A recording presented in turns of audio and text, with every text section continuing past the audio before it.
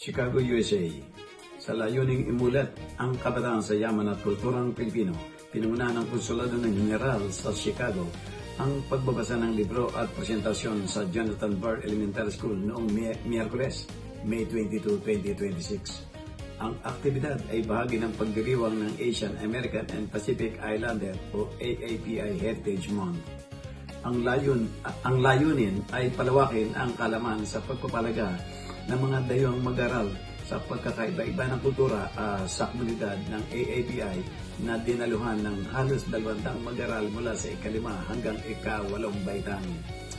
Si Consul Erla Karina Mitra ay binuksan ng programa sa pagitan ng pagbabahagi ng impormasyon ukol sa Pilipinas mula sa geography, languages, food, and culture hanggang sa traditional na pagkain at natatanging kultura nito.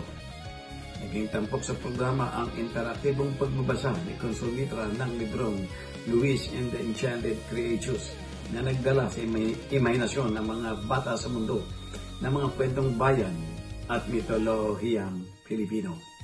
Ito ay bahagi ng patuloy na inisyatiba ng Konsulado sa Public and Cultural Diplomacy upang itaguyod ang kamalayan at pagmamahal sa pamanang Pilipino sa mga kabataan sa rehiyon ng US Midwest.